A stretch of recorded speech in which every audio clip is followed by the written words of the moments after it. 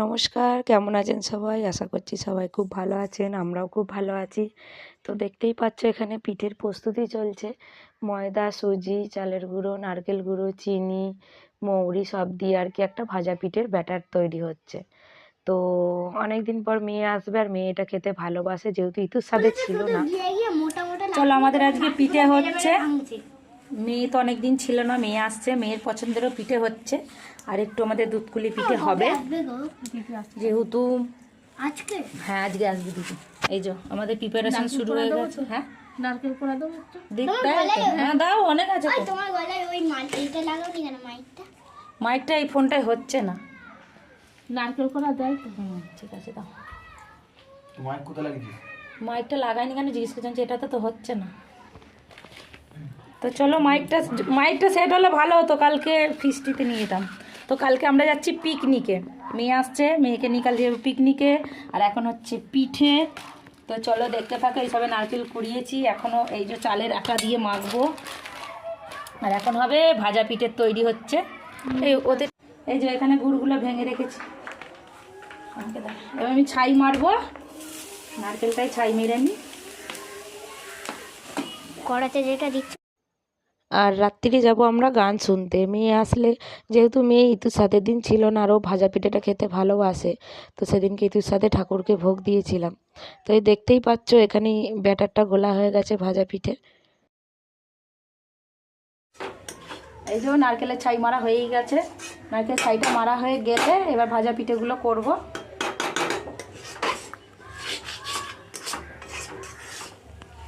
আর picnic থেকে ঘুরে এসে আমার গলার অবস্থাটা ঠিকঠাক নেই।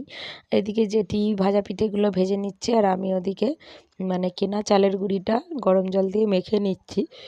আর ইচ্ছা আছে পৌষ সংক্রান্তিতে চাল গুঁড়ো করে করব, এটা কেনা চাল দিয়েই করছি তাড়াহুড়োর মধ্যে। আর বাবা ঠাকুমা ওরা যেহেতু নিরামিষ খায়, ভাবলাম একবারে বানাই, ওরাও দুটো খেতে পারবে, কারণ ওরা তো বাইরে আমাদের মতন খেতে পায় না।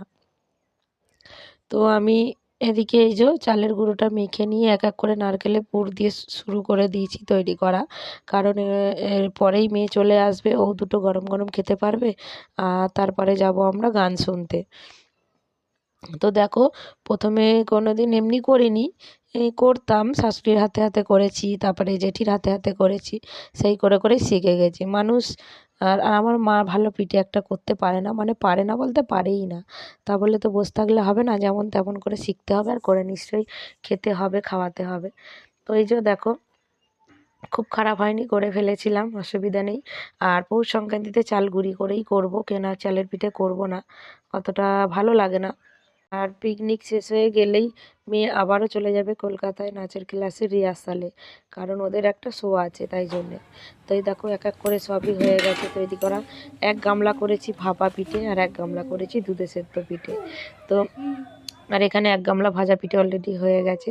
এই যে এই এক ঝাড়া ঝাড়া মালসার করেছিলাম, মানে ভাপা, এটার পুরো এক গামলার, এর এক গামলায় পুরো করেছিলাম দুধকুলি। এই যে এক গামলা আমাদের ভাপা সেদ্ধ মানে ভাপা পিঠে হয়ে গেছে। আর এই দুধ বসিয়ে দিয়েছি দুধকুলির জন্যে। আর এই যে এইগুলো পুরো হবে দুধকুলিতে যাবে। তো চলো, সকাল সকাল রান্না আমার হয়েও গেছে, আমি তাড়াতাড়ি বিকেল করে বসে পড়েছি। আর এদিকে মেয়ে চলে এসছে, মেয়েকে খেতে দিয়ে দিয়েছি। আর ওটা ঠিক সসের মতো দেখতে লাগছে, ওটা সস না, ওটা ঝোলা গুড়টা। আর এইটুকুনি যেমন নিজে পেরেছি সেরকমই করেছি।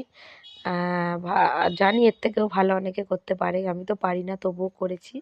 আর এই যে মেয়ে চলে এসছে, একটু শুকনো শুকনো লাগছে ঠিকই, কিন্তু কি করবে, করতে হবে একটা জিনিস কিছু করতে গেলে। আর এদিকে টিভিতে যেহেতু ইউটিউব হয়, আমাদের মা ঠাকুমা ওরা যাবে না, তাই ওরা টিভিতেই দেখছে।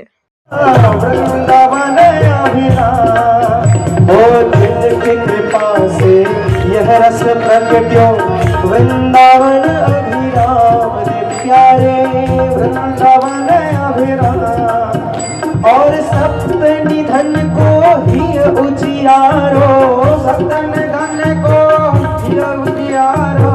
हम सब भक्त की प्राणन प्यारो, हम सब भक्त की प्राण प्यारो। हमारो गिरधर